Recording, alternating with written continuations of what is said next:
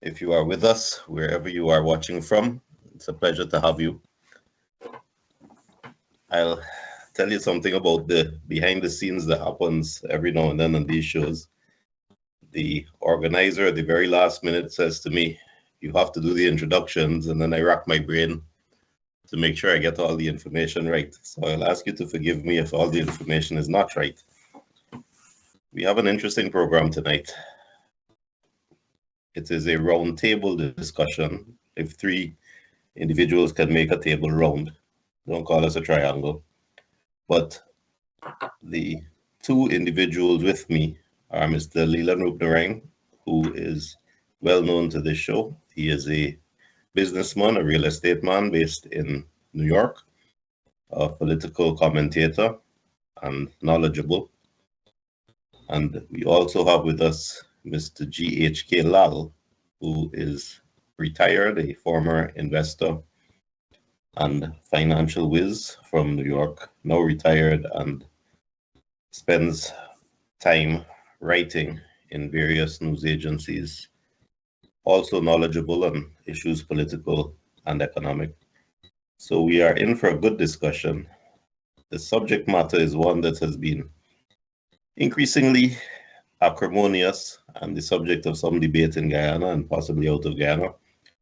It is the internal elections of the People's Progressive Party, through which they appointed the members of their central committee, including the notorious Nigel Dharamlall, who also is the subject of our discussion this evening.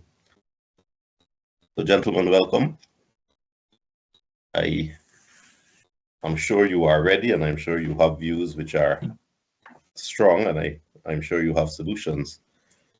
So if I could start with you, GHK, can you say if you are surprised by the result of the internal election, and if you have any views on how it is conducted and why the result was as it was?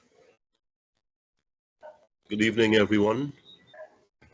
Thanks to the people at Globespan for inviting me to be here and to share with you.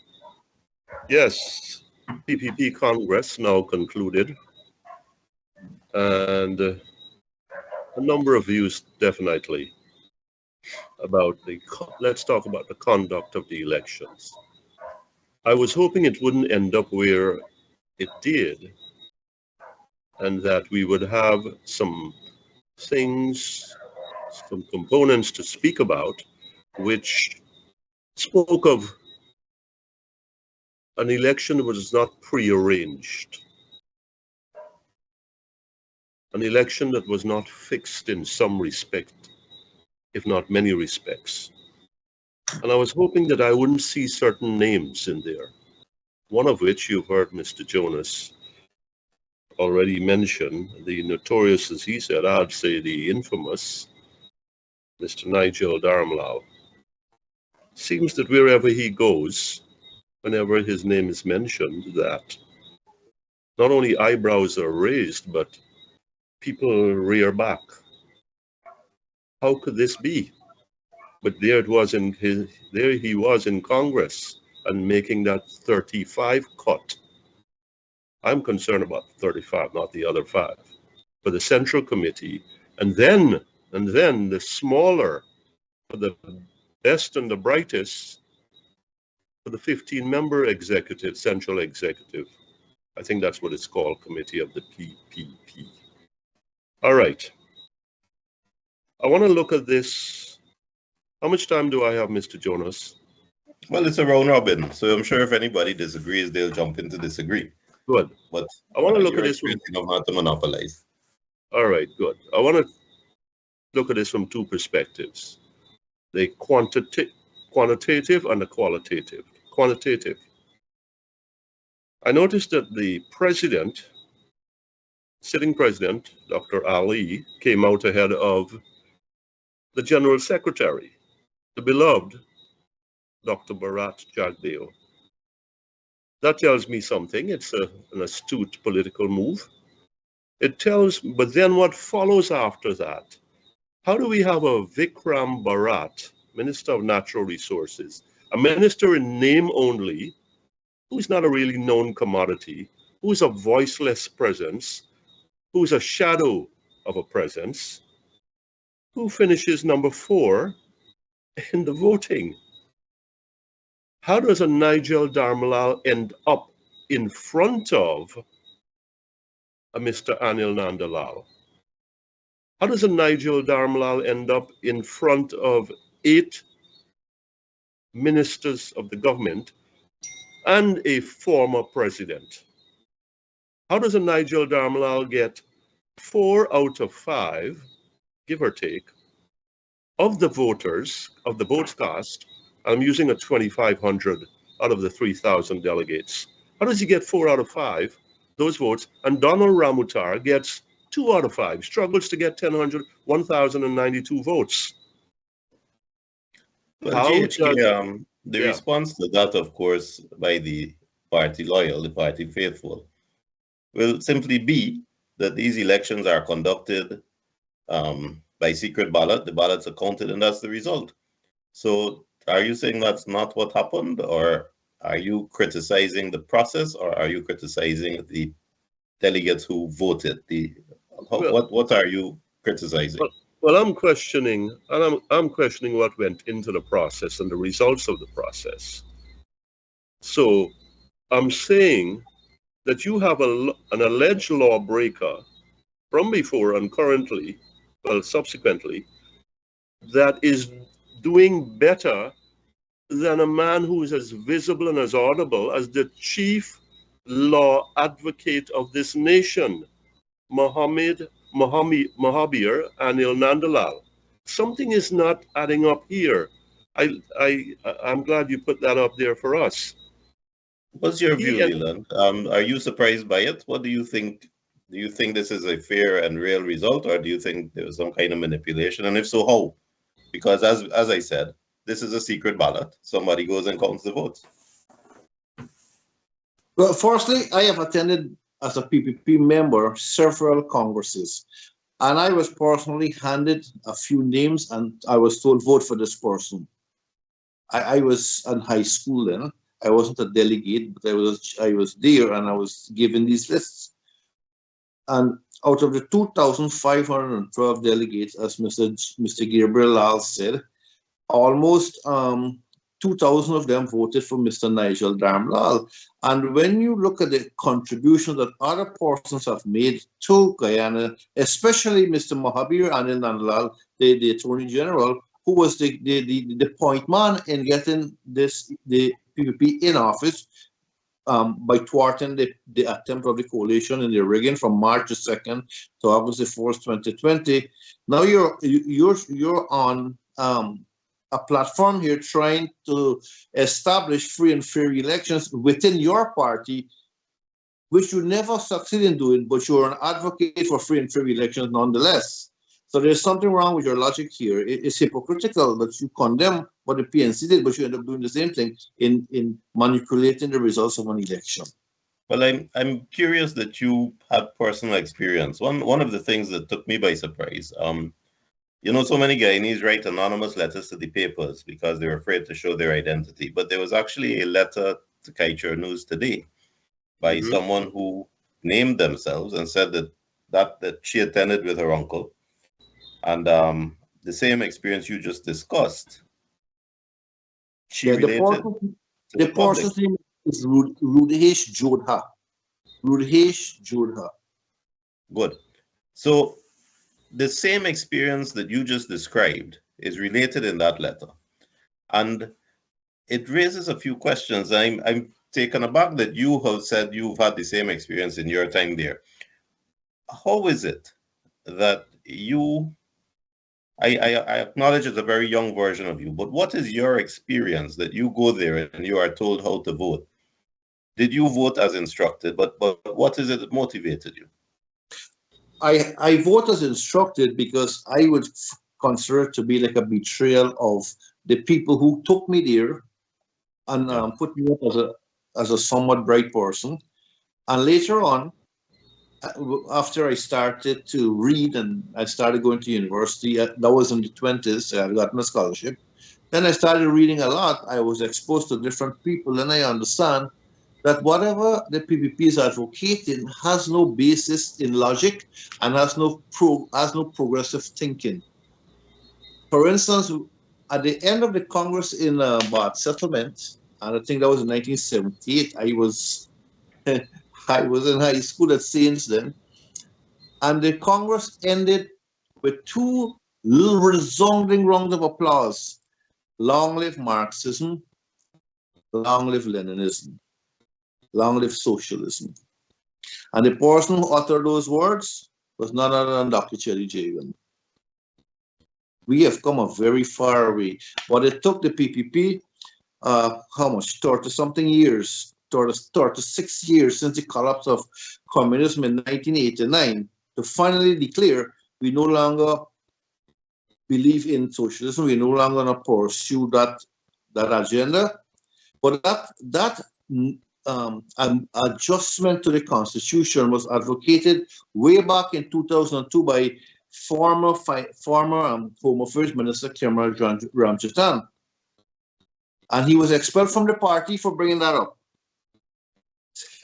Hope our viewers can remember that he was expelled from the PPP for advocating a change in the Constitution, the change being the elimination of Marxism-Leninism from the Constitution. However, yeah. Okay, go ahead. Thanks. I want to put that in context, because we're all products of our environment, and we see social and ethical mores change and views change very quickly over time. I mean, if you just look at race relations in the States from the 1960s to now, if you look at the opinion on differently abled people, if you look at the point of view on homosexuality and gender issues, things have changed tremendously. And I think that also applies to ideologies such as Marxism, Leninism. It was popular, both Burnham and Jagan in their day professed to follow those paths. And it was seen as the path for the improvement of the working class. And I think with the best intentions, they went down that road. And I don't blame them that it was later proved a failure. And I think that it's a good thing that the PPP belatedly, and as you say, not entirely honestly, because Ramjatan was criticized at the time when he was ahead of the curve to say it's time to get rid of it, when they have now gotten rid of that in their own manifesto, in their own position. I think that's a good change, but I don't criticize the Jagans and the Burnhams for that specifically. But following on your line of thought in terms of the elections, you are the third or fourth person that I've heard say that you get a piece of paper, or I've heard some people say a WhatsApp message, and you're told these are people we want you to vote for. And I can understand young and impressionable folk who support the party and genuinely want good, who have faith in their leaders, that would take that advice and take it on board and do as instructed. I can see that. So I can see that form of manipulation as improper as it is, being effective. And it seems that's the general consensus. This is how it was done.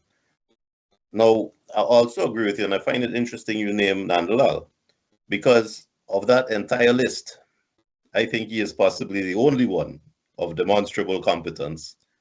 And I cannot see a situation where Dharamlall gets less votes than some of the others there. I also see that there was a predictability in what happened, because you see a removal of the old guard. You don't see Rohi. You don't see the old folks. You don't see Frank Anthony. Suddenly they're very much minimized. And when I start to think about it, I look for the thread that connects those people who are being sidelined, who you see at the bottom of the list rather than the top. And I have come to the conclusion that if you demonstrate independent thought, you're in trouble. it seems to me that the people who are preferred are the people who are seen by the leader as not threatening, not a threat. And of course, we know.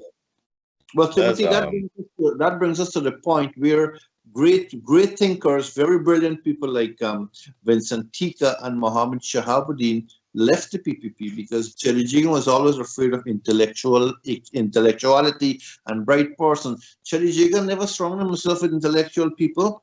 That is why his party has always been of mediocrity content. What do you think about that, GHK? Well, I think we've deviated somewhat from the point about the elections itself and what the numbers are saying to us. And I hear you about Mr. Nandlal. It is unfathomable. It is unfathomable that you got two doctors. Let's talk about intellectuality or education. You got two doctors, Dr. Vindhya Prasad, Dr. Frank Anthony. You've got two attorneys at law, Sais Gonraj and Mahabir Nandlal, who finish below a man whose reputation is less than stellar. To put it more bluntly, whose reputation, based on allegations, is in tatters. So is it going a step further than intellectuality in those who will be indebted to me as the leader?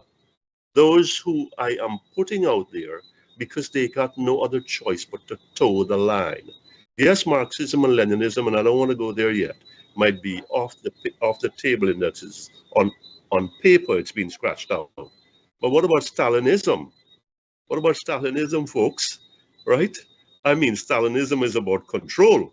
And at the PPP Congress, in terms of the voting, we have a Nigel Dharamlall who has risen to almost to the top 5. I think he was number 6. He's definitely in the top 10. You've got a host of Amerindian voters there, and one of the last accused before person making accusations before this one, if I have it right, was of Amerindian heritage. So you're going to tell me the women in that group, in that 2,512 voting delegates, Amerindian women, other women in that block, they had no problem with that. They had no thinking about that. They fell into the mediocrity bucket in terms of, well, is one a we, so therefore you are right, and this is one for all and all for one. I mean, we could take this in philosophical terms where all men think alike, women too. Nobody thinks at all, right? So it's unfathomable to me that you have got, whether you look at the numbers, whether you look at it from a qualitative point of view, you've got PPP pedigree, royalty in there. The daughter of a former minister, Dr. Vindhya Prasad, she should have been the Kamala Harris, seeing we have an American audience here, in waiting. She's more like Hillary Clinton.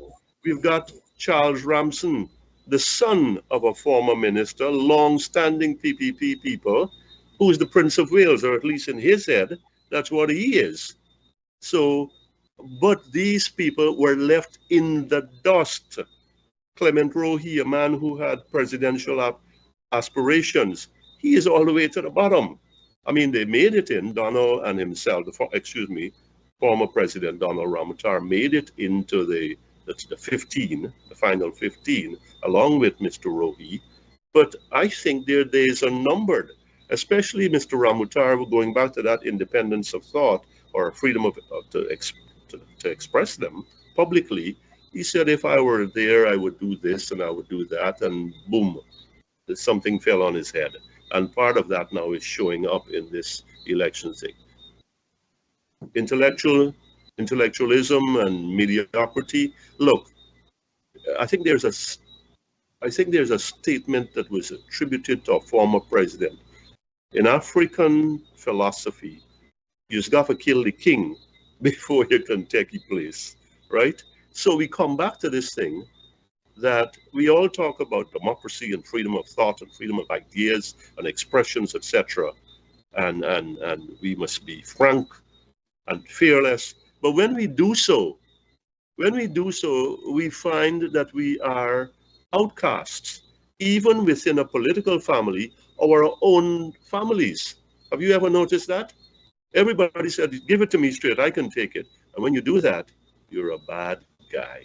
Same thing. I mean, translate it in a sophisticated way that intellectualism and mediocrity, and the mediocrity is preferred. That's why we are where we are.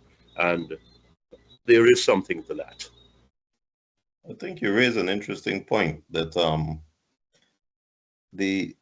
it's one thing to take instructions because you genuinely want best for the party and have faith in the person who's giving you the instructions. But in this case, the result was so startling that you have people of, as you say, proven worth, proven competence. You mentioned Nandalal. I would certainly put Ramson in there with Nandalal in that category, and he's a sitting minister, who are being marginalized. And I'm wondering how votes can be cast by people who are well-intentioned, preferring some of the other rapscallions that we see in there. It boggles the mind, and to me it goes further than what Leland is talking about, that you just get a list with some instructions and you follow the advice. Even with that, you can't vote against your conscience. And I found the results really startling. I can't overlook the fact, as you say, that if half of the people present are female, how did women do so badly? And I can't overlook that if you have people of proven competence, how are they down at the bottom? And to me, the only possible answer is that the manipulator, the person who pulled the strings and gave the instructions, is afraid of independent thought. You see, this is what happens. You want the top spot, you want to be president. So you toe the line. You're a minister, yes, you stay quiet. We haven't heard a whisper from our ministers because they're towing the line. You hope to move up within the party by gaining preference, and the only way to do that is to attract the eye and prove your loyalty to the man at the top. And to do that, you cannot step out of line. But the man at the top has a difficulty. He's looking to see how he can stay in power. No, he only had two terms done, can't leave yet.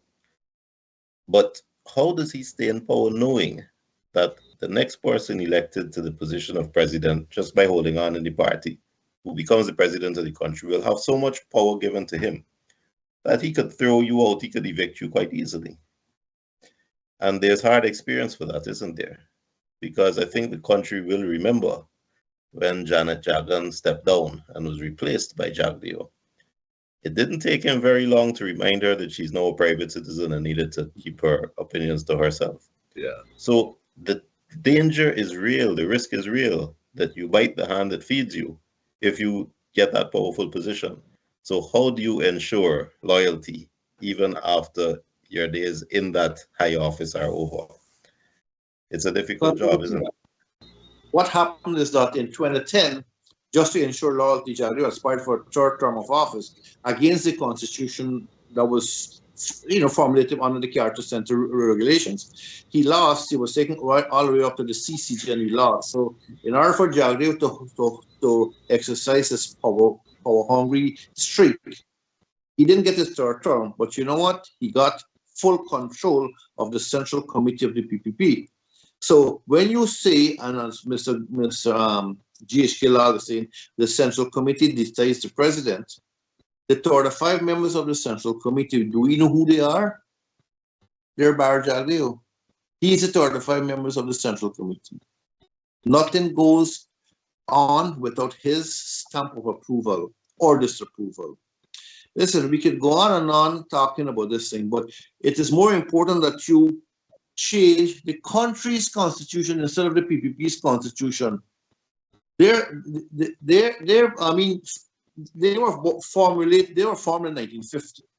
They have done their work. It's a modern era, and we need a better constitution, because Guyana seems to be a very strange country where you legally elect a dictatorship government. Because with a one-seat majority, the PPP government has become a tyrant. They're what Farid Zakaria on CNN describes as the tyranny of the majority. And when you talk of a plural society, there is no such plural society when you have something in the PPP called democratic centralism. That's the central committee that exercises democracy, which is a real contradiction, because there are people who elect themselves. How can you have pluralism when you have a set of people who constantly elect themselves? These 35 members who will now decide who will become the next president. And the 35 members will decide who will become the president because they will listen to one man who was a former president. Interestingly, another major issue here, right? Here's a major issue here. If the PPP is so much a believer in pluralism, and they have shed this yoke or this label of Marxism, then they should never get involved in government running a business. So here comes Gaisuco. Here is a major issue. Are you still going to hold on to Gaisuco as a government entity? That is pure Marxism.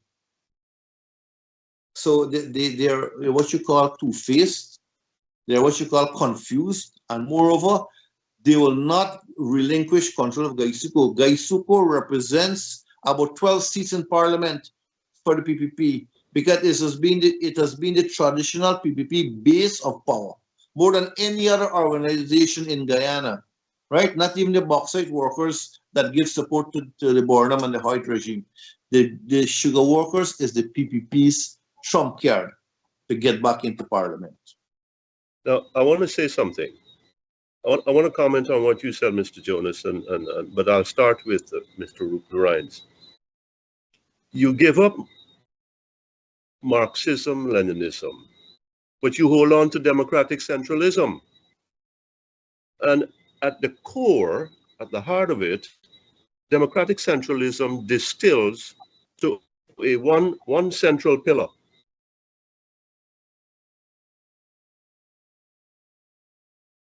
In this group, plus who's listening should know where I'm going with that. Dr. Bharat Jagdeo. You said so there's a contradiction here. You're giving up the whole thing, or you're giving up a piece of the thing. You're giving up this thing for a pro forma purposes, or you really authentically are done with it because now you're dealing in my world, which is a capitalist world, ruthless, voracious, predatory, and all those other things. I noticed you said a word repeatedly in terms of the elections, and you said startling.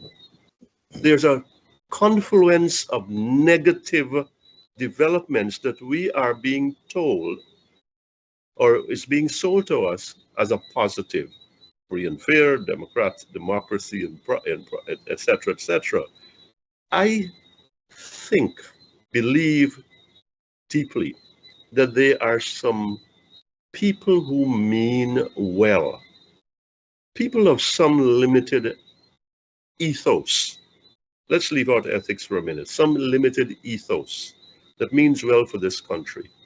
But they are fearful, they are nervous, they are hesitant. And therefore they go along with they go along to get along. Now, you also said, Mr. Jonas, about, well, when you're out of power, given the Janet Jagan precedent, how do you make sure that the new people who are in there, that they don't turn back and deal with you? And you know what you do? You know where their skeletons are. You have groomed them, you have put them where they are, and you better make sure that if they didn't have any skeletons to begin with, and with a man like Jack there, you gotta have skeletons, or he's gonna give you one. He's gonna take one and dump it in you and say, this is yours. So he's got a hold on you. He's got a hold on you. That's why he doesn't deal with certain people. Look at his inner circle. Look at the people he surrounds himself with, and that is where we end up in the people who tear up. And it's not just Nigel Dharamlall. in that PPP Central Committee. You look in that 35-member, Mr. Jonas, you know this country more than I do. And you, Mr. Rupnarain, both of you know this country more than I do. There are at least 5 names in there. 5 names in there. Street crimes, white-collar crimes, cyber crimes, their names have been called, gentlemen. Their names have been called. 5 out of 35? Where are the values in this party? I'm speaking like a Bostonian now. Where are the values in this party? Where are the people who are to say, well, I don't want to be around these people? And that's where I have a problem. I understand Dr. Jagdeo for who he is. I don't think the man can help himself. He's too far gone. It's all that thing about power and Lord Acton and all that business. But here's the thing. What about the rest of people? Vindhya Prasad is the minister responsible of some responsibility for women, something to do with gender. She is the woman responsible for children, something about some child protection agency. Do I have that right, sirs? And yet, that's where she ends up. And yet, that's where she's been relegated. And yet, where is our voice today, now that some new stuff has come out, which I think is the next part of our program? But how does that not feature prominently in our in this elections? I would have thought that somebody would have said, somebody of rank in the PPP would say, it is not a good idea for this gentleman's name, our comrade, Mr. Nigel Dharamlall, to be anywhere at this 35-member level. Worse yet, at the 15-member level. Central Committee, Central Executive, etc., etc. So, it's go past your word, it's astounding. It is unbelievable that we're going to stick this man into your face and there's nothing you can do about it because we got the power. And that in mediocrity, right? Good. Well, Okay, Mr. G. Escalar makes a good point. How do you explain Kwame McCoy and Nigel Dharamlall, May Thomas, 3 persons who has crime associated with them, who has nasty labels attached to them? May Thomas was arrested by the U.S. Customs and Enforcement. I don't think she has any crime. She was arrested, and because her phone was examined. Doesn't want to make this public. Let me say this. I would urge you to be accurate, because a charge is not a conviction. A charge is an accusation. Yeah. And I think we got to draw that distinction very clearly. Okay. So there is, right? There are questionable circumstances surrounding Kwame McCoy, Nigel Dharamlall, May Thomas, and Jennifer Westford, all of whom have faced arrests. All of whom have been arrested and charged. And these are men who are going to represent the people of Guyana. Listen, this PPP was founded to fight colonialism. Here you have a self-anointed oil export, embracing colonialism, inviting people from all over the world. China, no need, Exxon has been beaten to death. And recently Canada for gold mining. So here you are fighting colonialism based on the foundations of your party. Now you're embracing colonialism. We have made a back somersault. We have gone way back to what you call political hegemony. Where we want to dictate what we think is right for the people. This is a state of oligarchy, and Mr. G.H.K. Lal mentioned Stalin. Well, Mr. Lal, you're absolutely right, but it's not Stalin, it's Putin. When you look at the chief honcho and de facto president of Guyana, and you look at Putin, they look alike and they behave alike.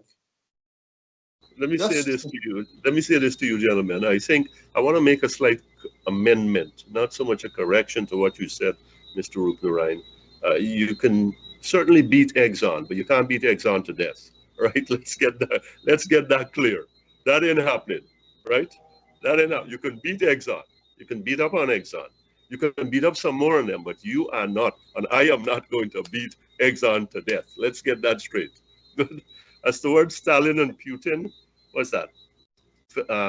Serpents of the same scales or something like that, birds of a feather. Hey, listen. No, they're cut from the same cloth. Cloth, okay, that's fair enough with me. But here's this. You are giving up Marxism, Leninism, and I know we're not really focusing on that. But you're still about total control. You are still about total control, That's why I gentlemen, or mentioned should I that say people. comrades, right? You want to control thinking. You got a guy like me, a little guy, a nobody, writing a line or two, or maybe a 100 lines, and that causes you so much anxiety. I mean, come on, you can dismiss me as a dummy, a mediocrity, less than a mediocrity. But no, so total control, no deviationists, no naysayers, no troublemakers. But you are no longer Marxist-Leninists. It's a funny thing that happened though after their Congress. A lot of the supporters went on social media to pontificate that the party is the strongest it's ever been. And the party is well structured and well organized, and they showed how, clearly the lines were established and everyone was there knowing their role. But I get the impression that actually the opposite is true.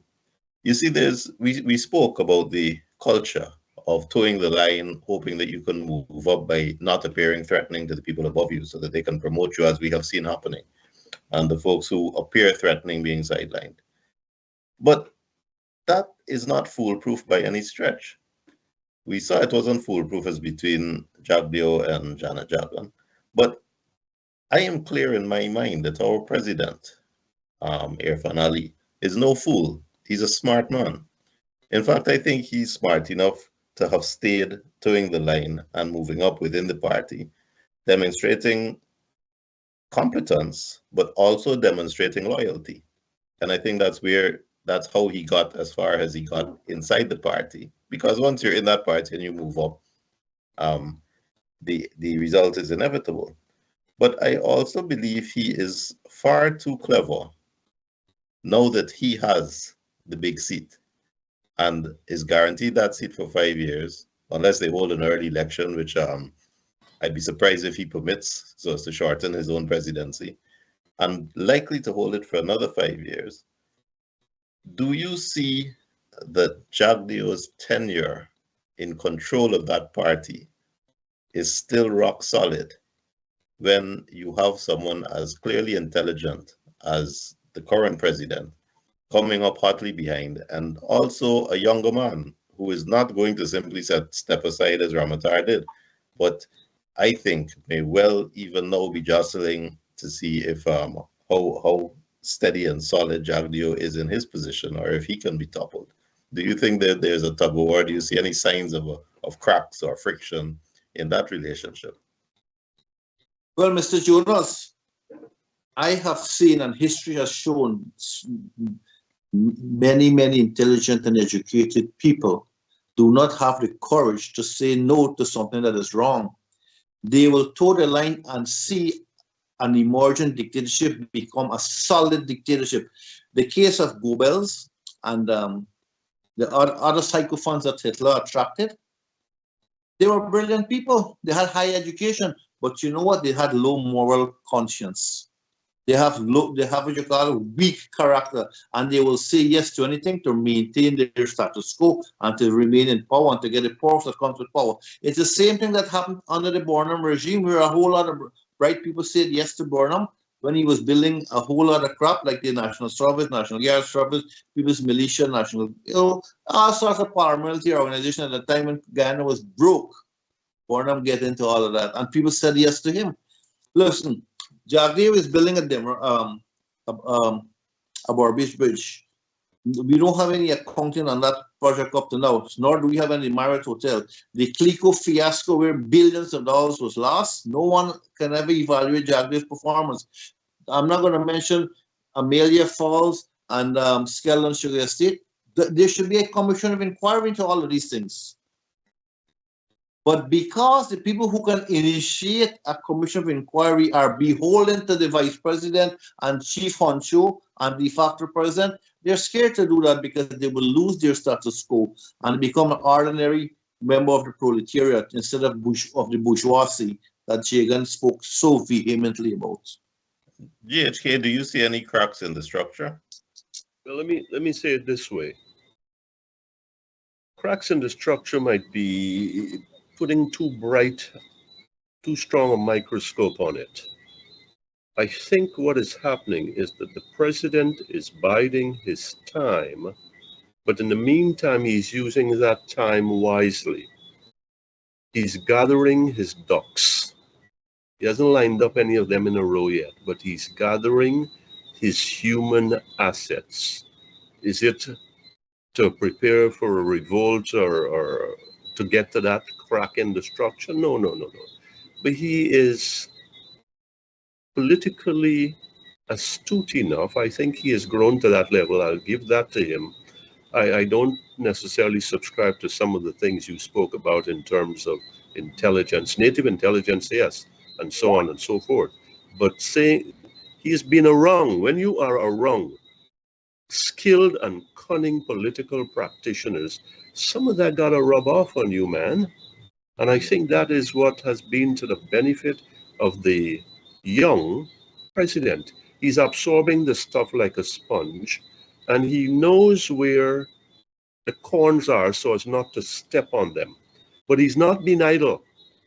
He's not been short-sighted. He knows where his asset base is. He knows what his strengths are. So he is, look, President Ali in his first months versus President Ali today as a political operator and leader is not the same person. So perhaps that goes to your question a moment ago, right? Having said that, and based on the #1 standing, polling that all other things where they are, based on that #1 standing in the PPP polls, he is poised. He's poised for another tenure. So that's where the cracks can become something bigger than that. You know something, before I hand over the microphone, I'd like to point out that I don't think we have mentioned is that in the 15-member executive committee, and I hope I have that right, Mr. Rupnarine, you can educate me here. The 15-member that was chosen by the 35, the 15 full members. You've got men, you've got women, but you've got Amerindians, you've got Indians, you've got, may I say, Portuguese, but you've got no black face. What is going on here, folks? I mean, I understand the party of inclusivity. I understand the party of fraternity and all of that business. Where is, we can't find, notice I say we can't find one black woman or black man to be a part of the sanctum sanctorum, the holy of holies. I think that speaks for itself. Over to you, folks. Right. Well, to deal with your last point first, I've never liked tokenism, and no one in Guyana has ever been fooled by the tokenism that both of the parties have adopted over the last 50 years. We know both parties are ethnic-based, both parties claim to be inclusive, and both parties try to justify that claim to inclusivity by bringing in some tokens. So we've had tokens from Sam Hines down to Moses Nagamutu. That's not going to change. And therefore, I don't want to go down a road to say, where are the Afro faces or where are the Indo faces? Because that just is a red herring, because we already know what the truth is. Now, the only answer to what you said, therefore, is that the powers that be, the people in charge, aren't really bothered. They are satisfied that their voters will vote for them anyway, even if they are offended by these little minor irritants. And for that reason, I want to come to another minor irritant that we've mentioned already in this meeting, but it's part of why we're here, and it's something that has bothered me. So let me start with a bit of background, given Leland's focus on the fact that someone was charged with an offense or arrested or that kind of thing, because the fact that you're charged or arrested is neither here nor there. It doesn't mean you're guilty. And I think that we therefore have to give that explanation. Walter Rodney himself was arrested and charged with arson and other offenses back in the day under the Burnham regime, and had to fight those false charges.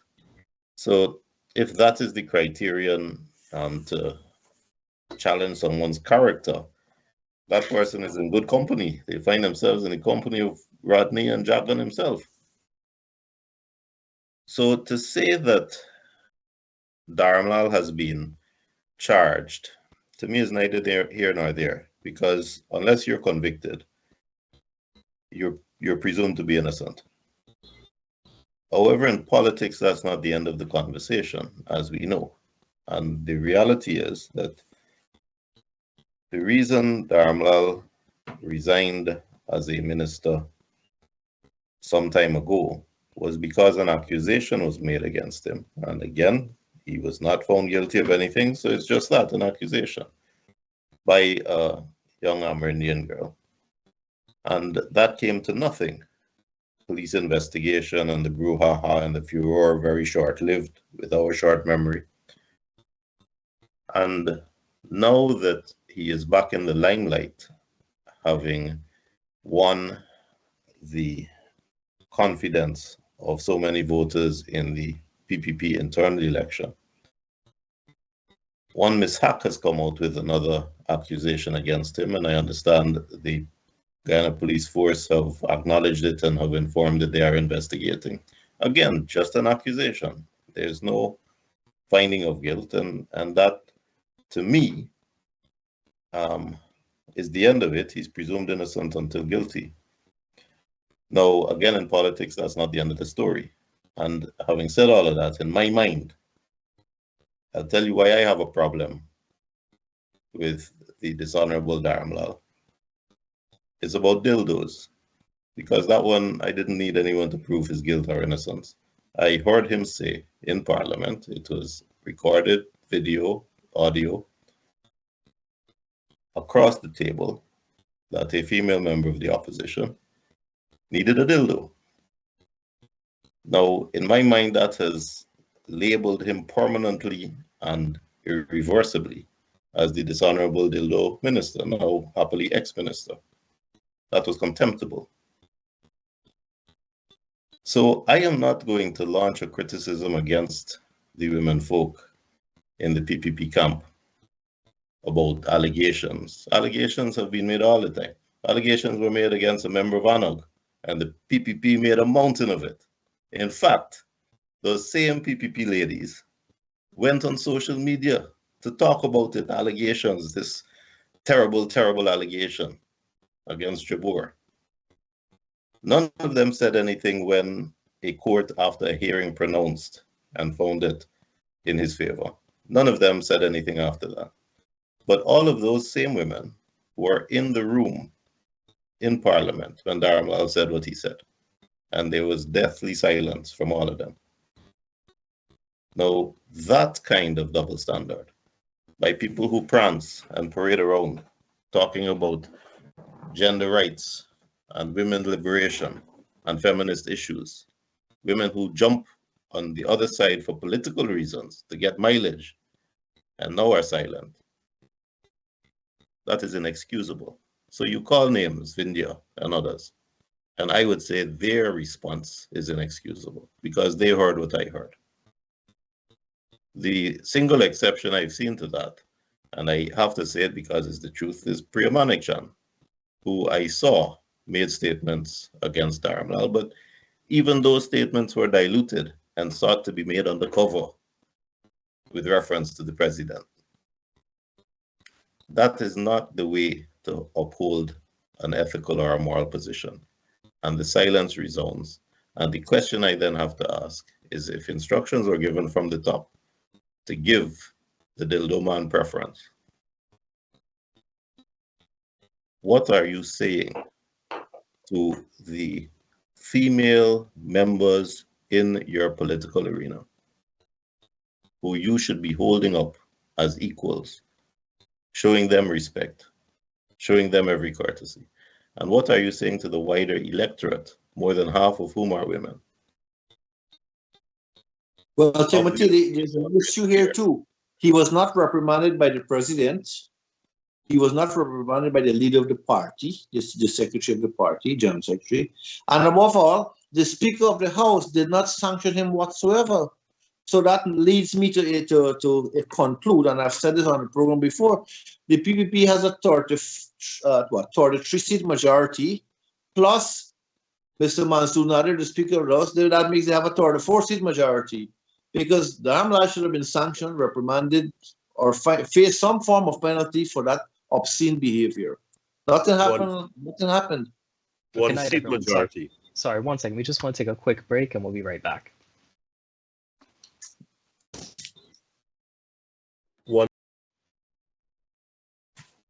Thank you. Well, we're back on Globespan. The conversation had started on the discussion of the internal elections in the PPP Congress that was held during the past week. And the second aspect of the conversation has segued into the surprising twist that we have seen Dharamlall projected again into the spotlight by the accusations by Ms. Hack, and also projected into the spotlight by the surprising result of the election, where he got more votes than so many known, competent, hardworking PPP leaders, such as Ramson and Nandlal. Now, before we took the break, I had been criticizing the female members within the PPP for their double standard in their silence in the comments which Dharamlall had made in Parliament before he stepped down, and their double standards with their enthusiasm with which they seek to denigrate non-PPP folk for similar but much smaller infractions and accusations. I question that double standard, and I ask the question, how is it that the electorate can be ignored and the views of half of the voting population can be cast aside? Why is it that the leaders within the PPP feel that they can take that step with such impunity? What are your thoughts, GHK? But before you answer, let me make this point, because it's important to make this point. In this forum, there are no PPP supporters speaking. The reason for that is not that we like the sound of our own voice or that we like an echo chamber. I have said to the Globespan organizers on every occasion, please reach out and see if a PPP person will come on to give the PPP position or to defend against what is said on this program or to give another point of view, because you cannot have a discussion unless there are more than one point of view. I can't speak to somebody who's just, and I'm the preacher and they're the choir, we're all on the same side. And on this occasion, as on the last occasion, I am aware that Globespan has reached out to at least 2 prominent PPP folk. One did not answer and the other one declined.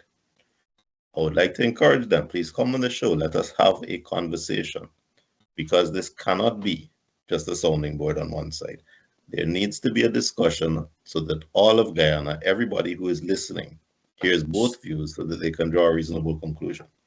I'm sorry, GHK, I interrupted before you even started, but I was asking your response in terms of how the female leaders in the PPP accommodate what I see as a double standard, and what is your view on the better approach? What should be done? Well, clearly, it is difficult to say, because we are dealing with women of standing in relationship to issues involving women who have alleged, let us repeat this and make this clear, who have alleged wrongdoing, molestation, sexual abuse, whatever it is, at the hands of a male comrade. Not for the first time. Alleged. Let that word stick. Double standard, definitely. Because what I'm hearing here, and it's interesting you pointed out about what happened to your colleague in Anug, is that a bell is wrong, and after the air is cleared, nobody has the decency and the dignity to come, the self-respect to come out and say, we were wrong. We did harm to somebody. They don't. So that's an extension of the double standard. They're quick to jump on one side and say this is what has happened, but they're silenced with their own.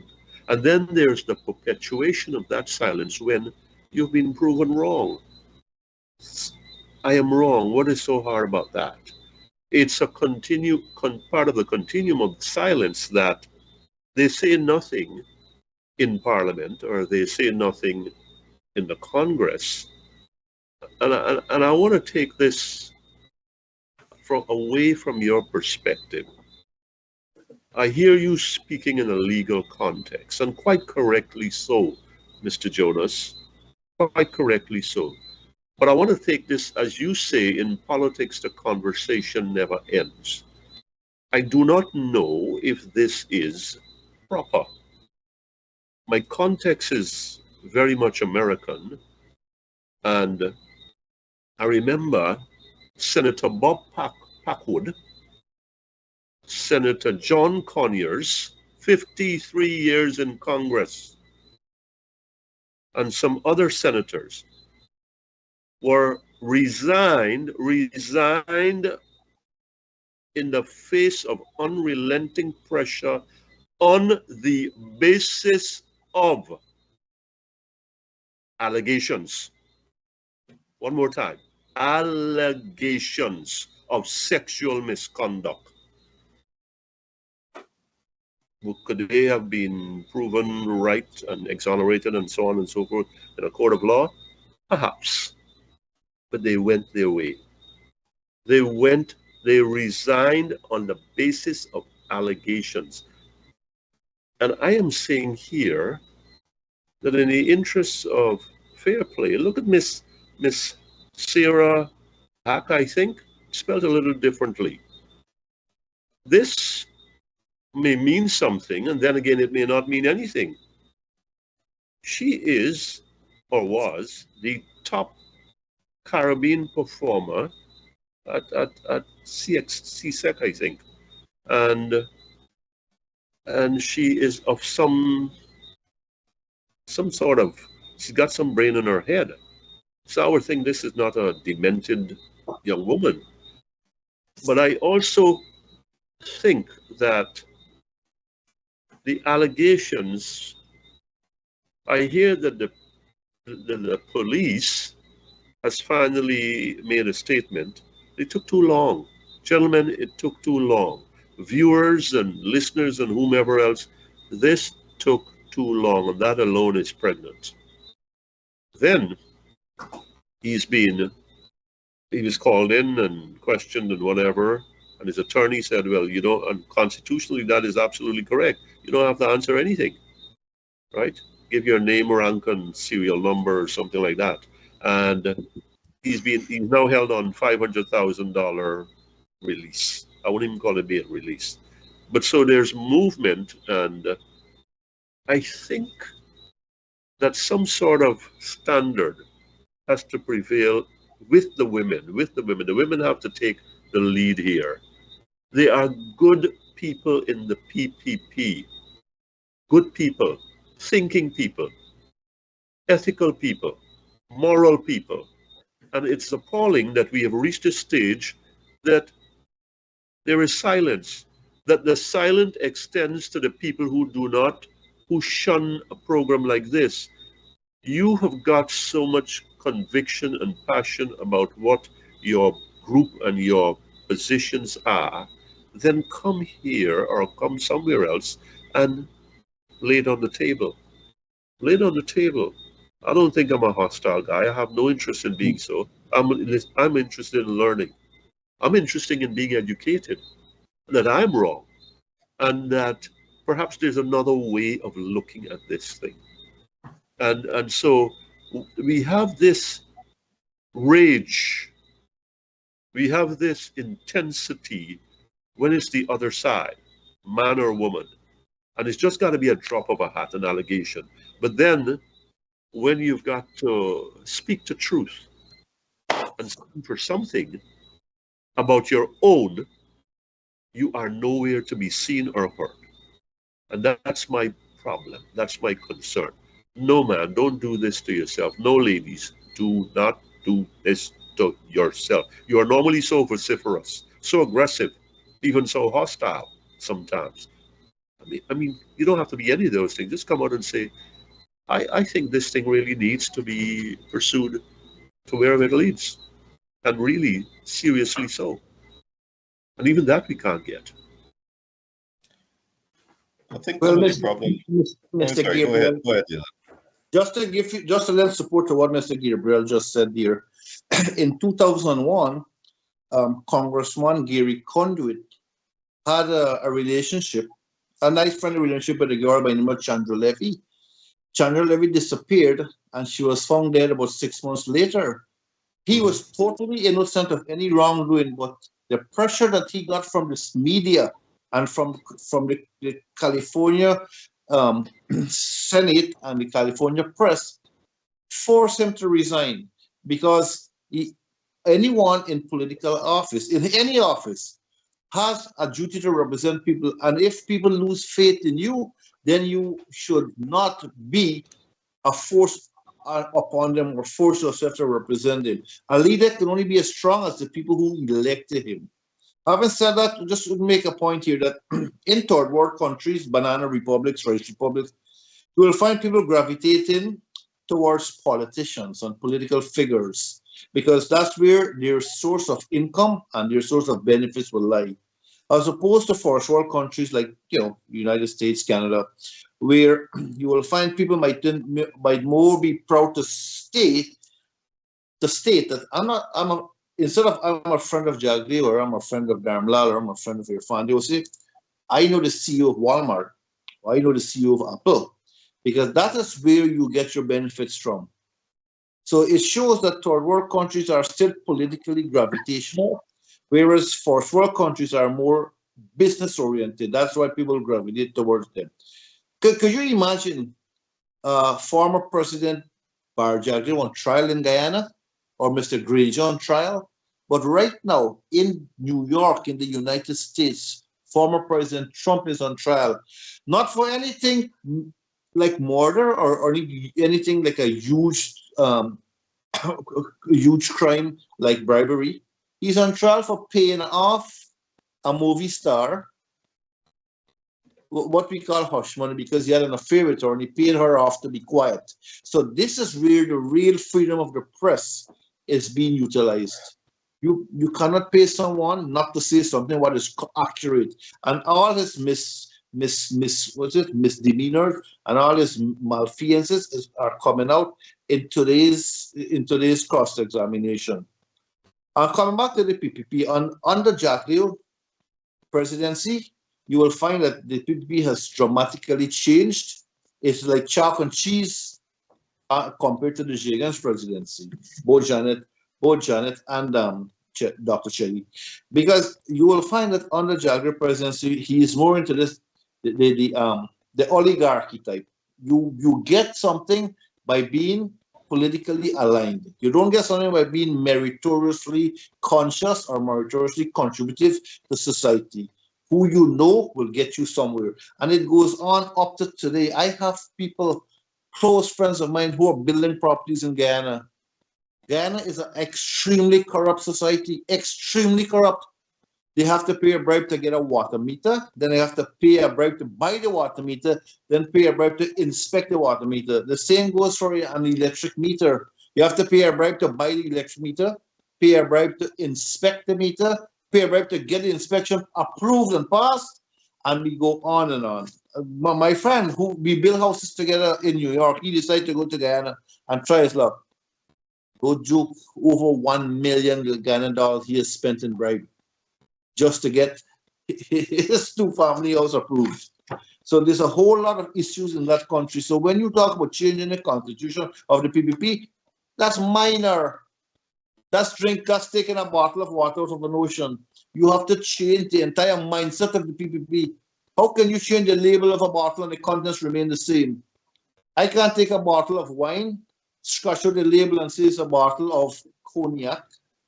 That makes the price higher, but the contents is still, trashy and still the same. In reference to the voting of the Congress, I will say this.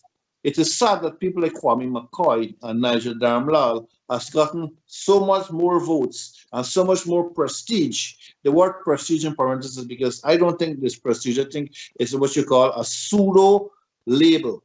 It's a false sense of being important. Because like I said, Dharamlall should never even be at a Congress if he has a man of dignity, and if the people who control him and elect him and sanction him are people of integrity. But we don't have that. So for the Lals, it's been a bad time for Dharamlall. It's been a bad time for Mr. Nandalal, and I don't know if it's a bad time for Mr. GHK Lal too. But I'm sure Mr. Glenn Lal is having a field day here.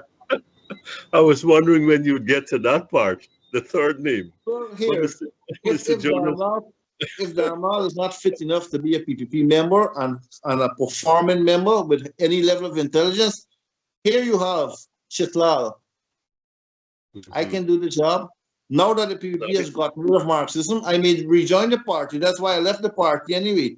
I couldn't stand Marxism and Leninism. I hear Jagan talking about, in 1985, Jagan came to Metimir's Org, and he said during his speech, long live Marxism, long live Leninism, and long live proletariat internationalism. That was in May 1985, Burnham died a few months later. And the whole crowd started to cheer, and I'm saying, I have a university education, but what is proletariat internationalism? I'm a confused young man. What the hell is this that people are clapping this man so much about? And 90% of the people are in gutters. They can't spell anything more than their names, but they're cheering this man. But anyway, Jagan was one confused. But the PPP has issued some very strange edicts in the past. For instance, when the people in Czechoslovakia woke up in 1968 and saw 200,000 Russian troops and 5,000 tanks in their country, what became known as the Prague Spring, Jagan said there's a reorientation. When, in the height of the kickdown, the road bandits in Guyana, we all know Indian peoples were predominantly the victims there, and we know who the perpetrators were. Chetty Jagan came out really awkwardly, clumsily, and idiotically and said, this is a class struggle. When Forrest Burnham began nationalizing the industries in Guyana in 1975, 76 or 77, Jagan was the first to say nationalize everything, not only the sugar and the bauxite, nationalize the insurance companies and the banks. And the man went on to give Burnham critical support. How do you explain the PPP? I think, gentlemen, I think that I got more than I bargained here for this evening, and I am thankful for this moment. But I'd like to say three things. We've been talking about Marxism and Leninism and socialism, but we left out Burnhamism. But that, as it may, then on another low-level point, with due respect to Dharamlall, Nandalal, Chitlal, I always used to say this thing. This Lal is the real Lal, GHK Lal. Now, I noticed the third thing in this stuff. All the rest is Mac, what we call Mac, fake Lal, right? And that is not fake news, sir, gentlemen. All right, now I noticed I missed an aspect of the question that you asked. When you spoke about the women, it just occurred to me that I didn't go near to that. when he said, what about the constituency? What about the voting constituency? Listen, the short answer is that both parties, the PPP and the PNC, knows that they have a captive constituency. There are going to be some somewhat fence sitters and some departures, some lost sheep that you don't get back, waxing biblical here now, that you don't ever find back. Or maybe you do, because we just heard our brother here, Mr. Rupnarayan, says, now that the Marxism is gone, he thinking he would go back. But that's his decision. The audience, the voting population is held in thrall. It is captive, it is dependent. It is dependent. So people, there is this pervasive silence, folks.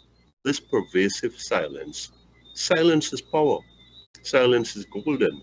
It leads you to that place. It keeps you out of trouble. And it leads you down that path where, you know what? You've got that word in Guyana, 2 words, continuity and longevity. So you can last longer than me. Good, because you just keep your mouth shut. And that's what happened here. I would like to respond to what Leland was saying. His response that there were people who were simple agrarians, simple laborers who were cheering Dr. Jagan's speeches about socialism and that kind of thing. I think that we're moving away from what to me is such the simple, basic, foundational reality that if we vote in and our political support is based on race, the political leader doesn't even have to be given a speech in English. You will cheer because he's yours, and you will hate the other side because they're not yours. And that's what happened. And again, I want to impress on you that I don't criticize Dr. Jagan for his economics at the time. It was fashionable. The man was a dentist. The man saw, and he was a product from a working class environment, and he saw oppression, and he fought against it the best way he could with what was at his disposal. He became socialist as a response, as a pushback to what he saw as unfairness in the society, whether he was right or wrong. And I think with hindsight, we know he was wrong because socialism is a proven failure. I don't think we can judge him for that. I think what's more important for us is to assess and appreciate the fact that this man with courage was steadfast for 28 years in a hopeless situation where our economy was destroyed, where there were rigged elections, where there was intimidation of the opposition, and he couldn't do anything. And you have to give him credit for what he did and for his contribution, even if you don't agree with his economics, as I don't agree with his economics, and you don't agree with his ideology, as I don't. But he left his mark. And one mark that he left that I think we all have to acknowledge is that there was surrounding him an aura of integrity. Mm-hmm. That is scarce. It is rare. It doesn't exist anymore. So if you want to say the PPP has lost something, it has lost that integrity. Burnham never had it. And I haven't seen it since Burnham. Hoyt, good president as he was, visionary as he was tainted irredeemably by the fact that he toed the line on the Burnham and didn't protest against Burnham's excesses. Yes, we have not seen that integrity. So we have to ask ourselves now, what is the way forward? We are seeing on one side total confusion. The PNC does not know if they're coming or going. They are fighting internally. They are not showing any charismatic leaders of ability. They are not acknowledging the wrongdoing from 4 years ago.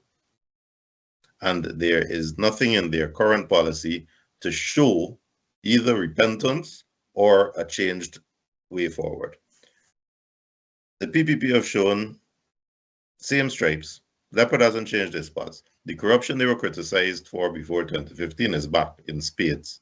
The exclusionary political and economic policies that they practiced before, they're back in spades. So we have to speak the truth, identify where the problems are, but the question then remains, if one side is in disarray and if the other side continues corrupt, are they so comfortable and satisfied that they will win because they see the other side as so hopeless that they can make decisions like we saw in the appointment of the, I say appointment because I'm not satisfied it was a fair election, in the appointment of the members of the Central Committee. What does the public, the voting public, think about it, and where do we go from here? What are the solutions? Now, Leland, that's curious, and I want to criticize this. You'll forgive me. You are the only person so far in the group that raised the question of the PPP constitution, and then said we shouldn't talk about the PPP constitution. Nobody else has raised the question of rules and constitutions. To me, the question is, why is there this perceived immunity from the voter so that you can do what you want and ignore clear ethical positions? Why is that happening? Well, see, Guyana is rapidly becoming an oligarchy state, as opposed to a country as opposed to the Western world where the people tell the government what to do because it's the people who elect the government and the people could dictate to the government. In countries like Guyana, it is the government that tells the people what is right and what is wrong for you. They dictate, just like China, just like Russia. The high command tells the people what they should do, how they should live. Guyana is a strange country where, like I said, you legally elect a dictator, then you vote for a person like Dr. Chelly Jagan, who's a Marxist-Leninist, who believes in nationalization, but the Indian people who supported him would not have wanted their rice mill and their sawmill to be nationalized. They would not have wanted their rice field to become collective farms. So there's a people who like you because you look like them, but they don't like you internally because they don't think like you. So the ethnic identity takes precedence over any form of ideological plurality in that society. The same goes for the PNC. The black people were so much, right, at the receiving end of the banning of items under the Burnham dictatorship, that they were content to eat sweet rice, fried rice, cook-up rice, and that kind of rice, and say to the Indian brethren, is we ruling. It is this ethnic mindset and ethnic cleavage and lineage and affiliation and whatever you consider it to be that has caused the destruction of that country. Both the PPP and PNC have destroyed that country. Now, with more independent thinking and with the advent of social media, people have more access to information and they can form opinions about themselves. Forming the opinion is great. Putting that opinion into effect will get you into trouble. Like Mr. Gabriel said, you are afraid to speak what is right because you're afraid of the repercussions from mainly the political hierarchy in the PPP and, of course, in the PNC as well. And listen to this. The party's strategic objective is to create a fair and equitable society. This objective will find expression in the establishment of a national democratic state, which is already in our constitution, that will embrace political and ideological pluralism. You know who said that? Marjadale, 2 days ago at the Congress. Can you believe somebody will say ideological pluralism? Come on, man. You can't be more hypocritical than that. That's Adolf Hitler telling Neville Chamberlain, I will never invade Czechoslovakia. And next 3 months, he invaded it and precipitated the Second World War. So we have a lot of issues here, and people should be more bold, more to the forefront of what is objectively critical, and get on with thinking and criticizing whenever you feel like doing it. That is the process of which any democracy will flourish. No need, like I said, to call yourself working class when in fact you don't even have a class. You're not working class, you're low class. So my friend, the real McCoy GHK Lal will want to say, well, yes, there are people of class in Ghana, but if you have class is not the job you do, nor the clothes you wear, or the finances you have. Class is your character to stand up and say to anyone, my opinion stands. I respect your opinion, you respect my own. I don't like you, but I'm not your enemy.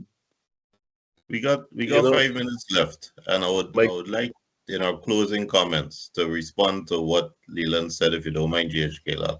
He is pointing out that the individual in Guyana very rarely shows the courage to stand up and take a loud, independent, moral position, regardless of whether he will be criticized or praised for it. Do you agree with that? And if so, what do you think is the solution? What's the cause and what's the solution? Well, certainly I agree with him, and I think he understated it. He mentioned earlier about the Constitution, and I'm keeping my eye on that clock. He mentioned about a PPP Constitution. A Constitution is only as good as the people behind it. Constitution is only as vibrant and as relevant and as effective as as what's going on in the minds of the people who are going to make it happen. That's one.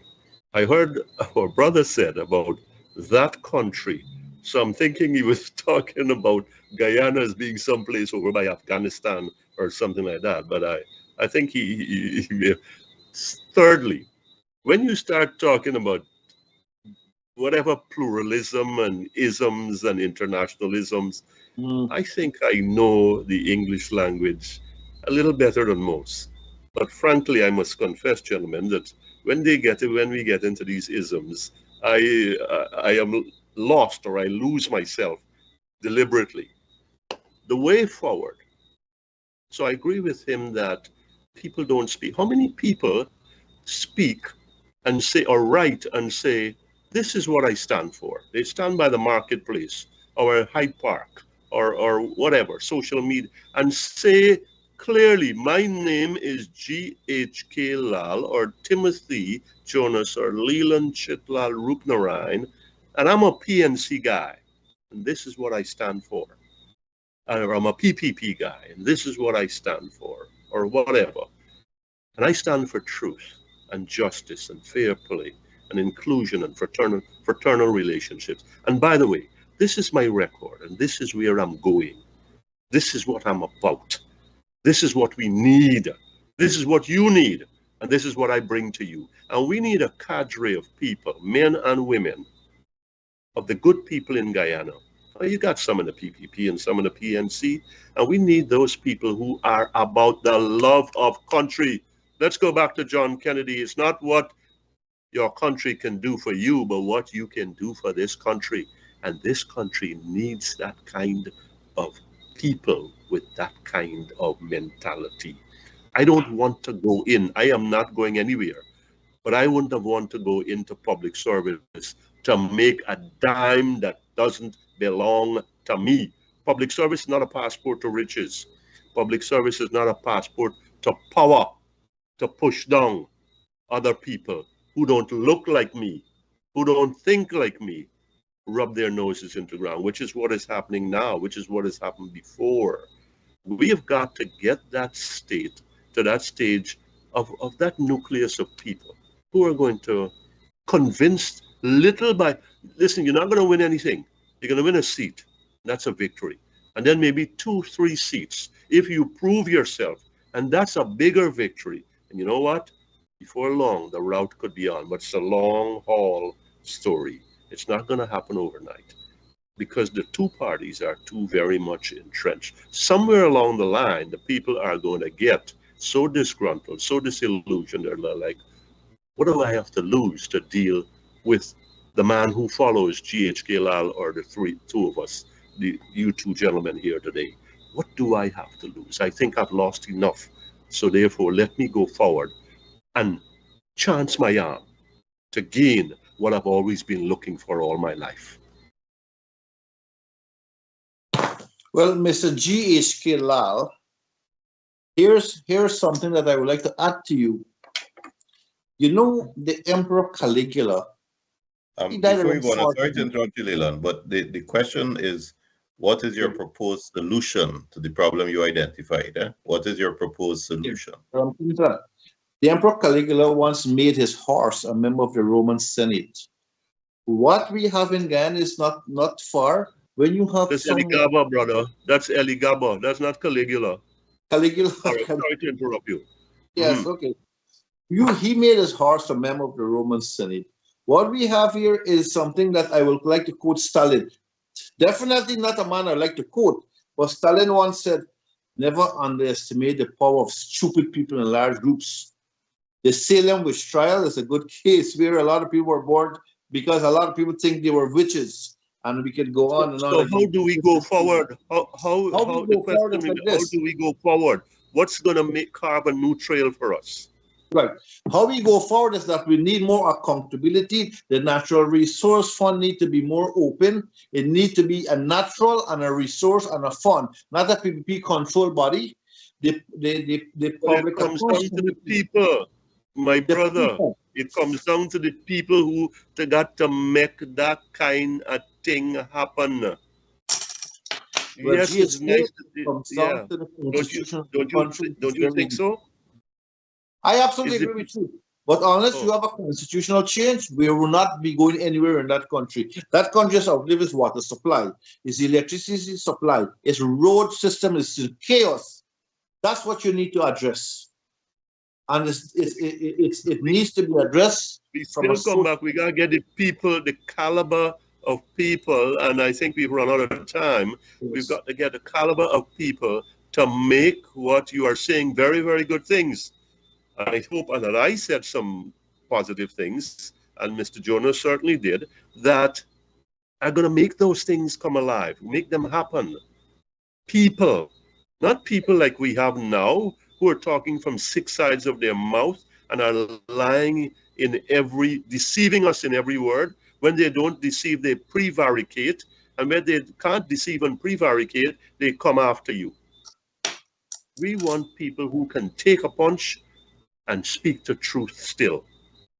And they don't have to take a punch or as hard a punch when they're about truth, integrity, and a kind of ethos, political ethos that we never had. We're not going to have a perfect society. We're not going to have one that is holier than thou, but we're going to have one that the people can have confidence in. And say, you know what? I trust that man. I believe in that man. And that's where we are. That's where I am. That's where I am. Well, in conclusion, I would like to say to viewers that if you do not have trust in your leaders, the country will not go forward. You can't have the PPP and the PNC pulling against each other in a tug of war, because when you pull with about equal force, the country is going to be at a standstill. Above all else, understand this: Guyana doesn't belong to Jagdi or Irfan Ali, nor Granger, nor Nagamutu, nor anyone. Guyana belongs to the people of Guyana. And you have to make your own decisions to mold your own destiny and to know what to do with your resources, because too many of Guyana's resources are being wasted and stolen. Gentlemen, thank you for having me and giving me the privilege of sharing. Thanks to Nohar Singh and his crew and Devin Bissoon. It was a pleasure being on the show. It was a pleasure chatting with you, gentlemen. I hope to see you here again soon. Ladies and gentlemen who've been listening, thank you very much for your attention and your patience. Have a good evening. God bless all.